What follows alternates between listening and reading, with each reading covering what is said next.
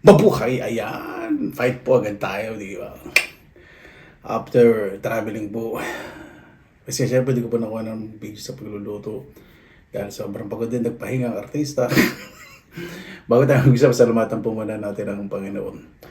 Panginoon, maraming salamat na po sa biyayang binigay po sa amin sa araw na ito. Naway ang bawat isa po may napapagsaluhan po sa pagkainan at ligtas.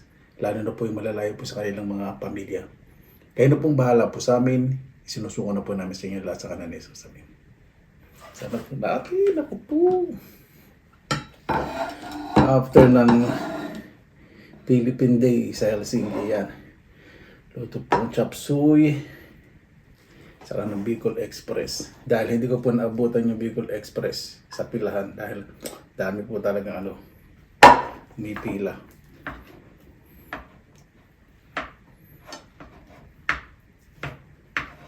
Sana po ng gano'n, may pagkakaisa. Sana sa bawat community, hindi pagkakaisa sa chismis ang natupag, kundi yung ikabubuti po, di ba, ng isang komunidad. Ang kapitbahay. Hindi pa kasagin dito sa Kaletos. Pampalis Umay. Yan. Ako, paborito po ito ng mga finish ko pong kaibigan, itong Bicol Express po. Kaya nagtabi ko sa kanila. Tayo chop suey. Kasi pa nandun ko sa chop suey. Dali lang buwan. Pala.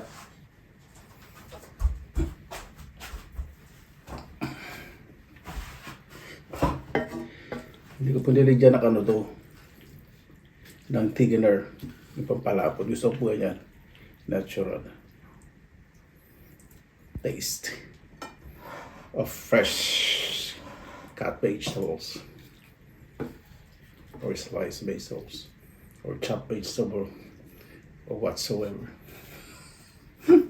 Alam ko po, kahit ko may English galing. Tapos ang tama. Ito pa. Sasama natin patis na may sili. Sasama natin itong Bicol Express.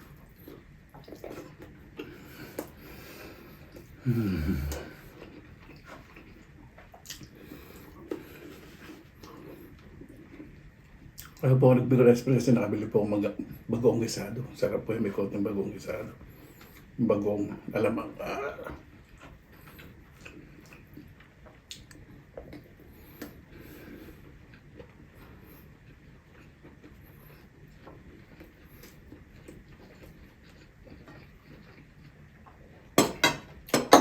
So ito nga sa bagong. Sensya na po.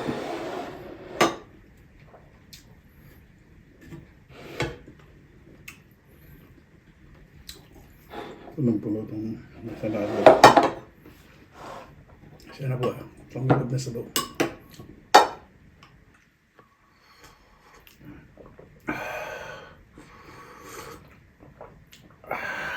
Napakasarap.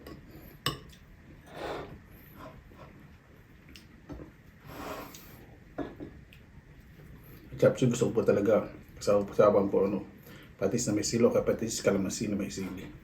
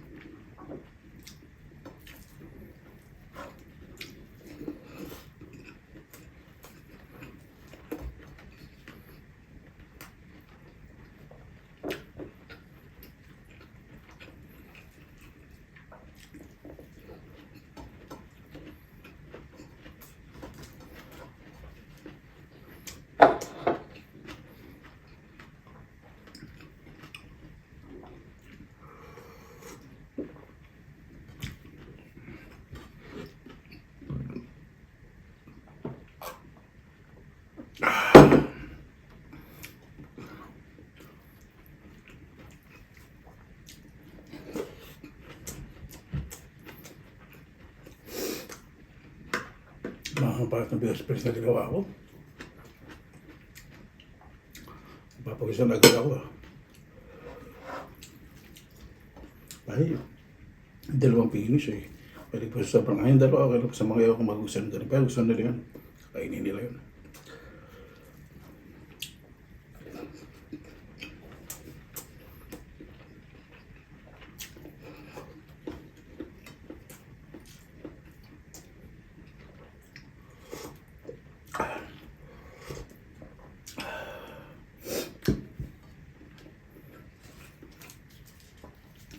Sabi may lettuce minsan.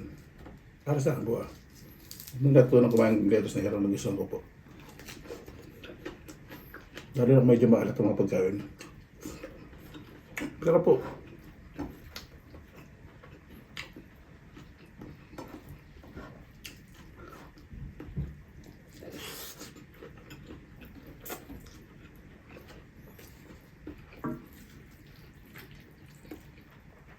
chapsuy.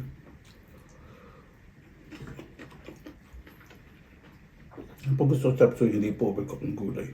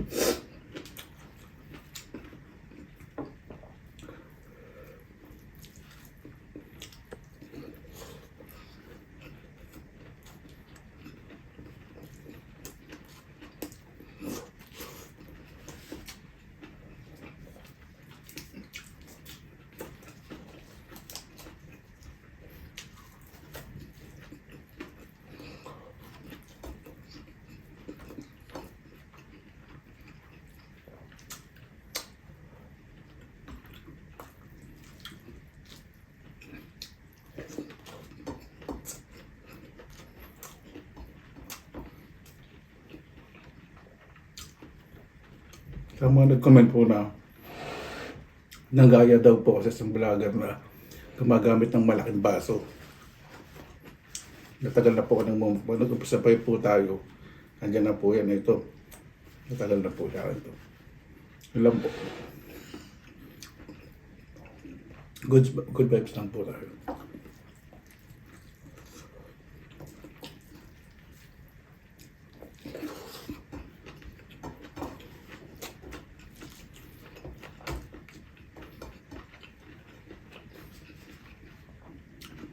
At sabi nga po siyang ibas na ginaya po ako na sa baso na wag po.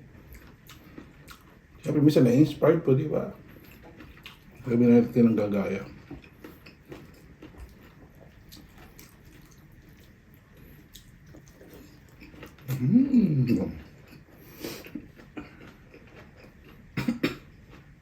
Ang pinitili. Ang kili pag may buto, mas maangang.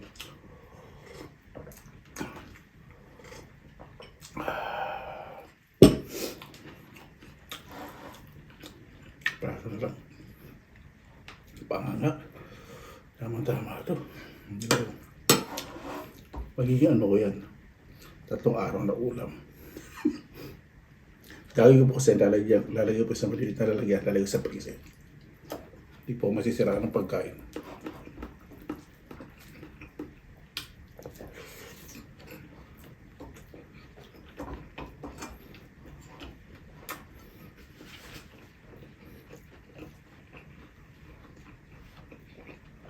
Yung chapter, sandali lang po sa mga kaibigan ko.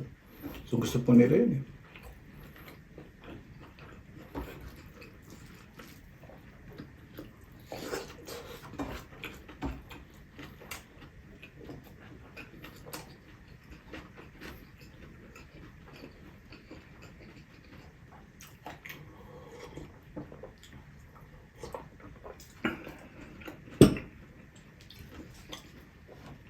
Pag kumakain po kayo ng bigat, try niyo po ulit ito. Sarap.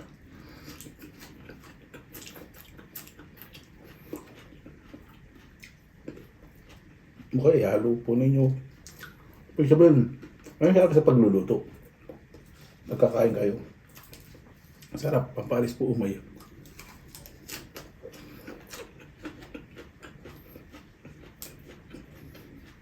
Ito ba inawanin po ko po sa backyard.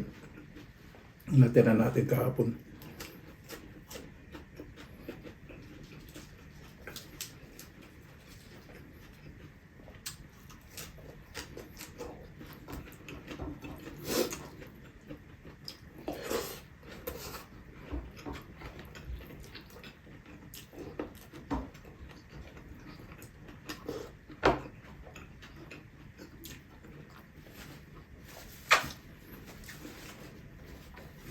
Ngayon po kasi nagtulog ako. Pinahinga ko po yung aking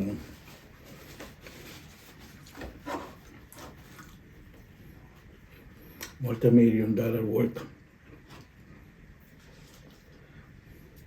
well shaped body.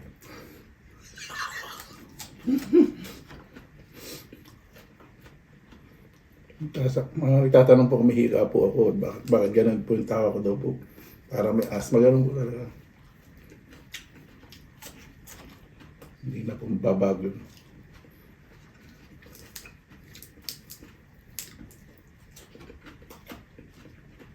Rap, manamis na miss kapag.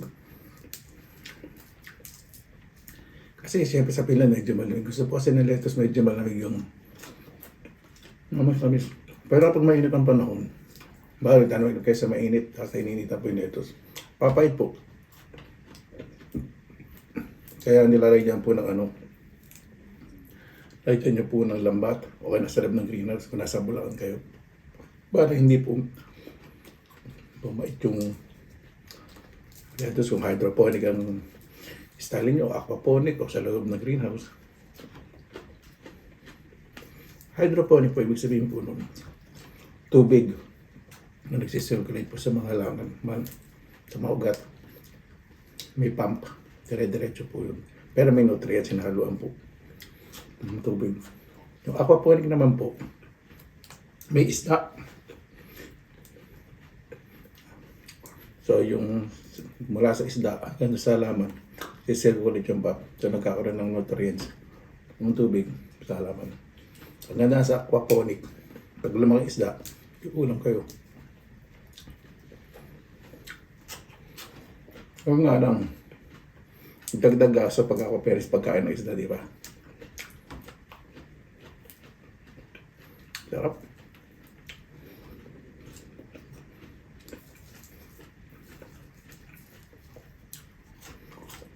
Natuto po kumain ng mga hilaw na gulay sa mga kaibigan ko tayo. Kasi when it comes to taste, medyo ano po sila eh, flavorful yung naluto po nila, maangang din. So pag kumain kayo ng mga hilaw-hilaw na gulay, ang lasa ng lettuce, parang wala lang. So mild.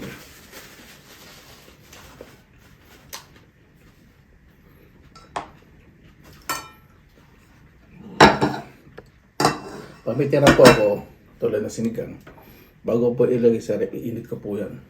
Kasi natataw itong bibig ko. Natataw ang bibig ko dito sa kutsara. Yung uso ko dito. So init ko yan. Parang microbes ang uso ko na nang galing. Na-sterilize. Totoo ba yun? Ewan ko, basta po ginagawa parang hindi mapanis. Tapos palalamig sa alalagay sa rep.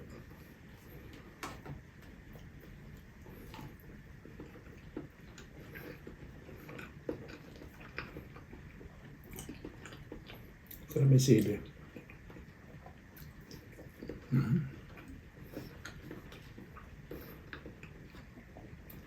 Yung sa Bisaya po, yung ginamos. Opo. Masarap po yun. Minsan nilagyan ka naman tapos sili. Tapos yung saging masarap po yun. Napakasarap. Father ko po mahilig po sa ganun. Sa Ilocano din po. Namote o nilagang saging, ano din. Yung bagong nila. Bagong isda. Diyan ang sili. O kaya man saka rin nilagang saging o kamote.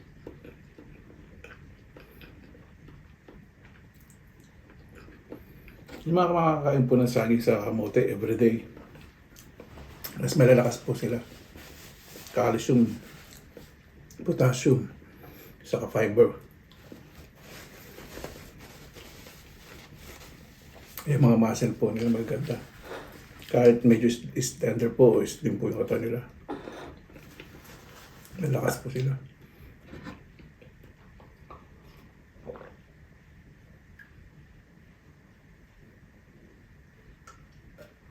Fresh. Apple juice, napakasarap.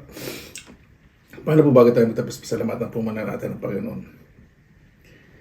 Panginoon, maraming salamat na po sa napakasarap na pagkain na binigay po sa amin sa araw po nito. Naway ang bawat isa po, bilang mga ponten bago po matulog. Kung wala po, kaligtasan po kami kahilingan. Lalo na din po sa mga may pinagdadaanan po ngayon. Naway, magkaroon po ng kapayapaan ng kanilang kaisipan at malusog po na pangatawan. Kayo na po ang bahala po sa amin. Sinusuko na po naman sa inyo lahat sa ngalan ni Jesus. Amen. Paano po? Maraming salamat na po sa inyong oras na ito sa pinilang lakbay. Basta lagi po tayong positive vibes, good vibes. God bless. Ingat po lagi ng araw. Laban lang.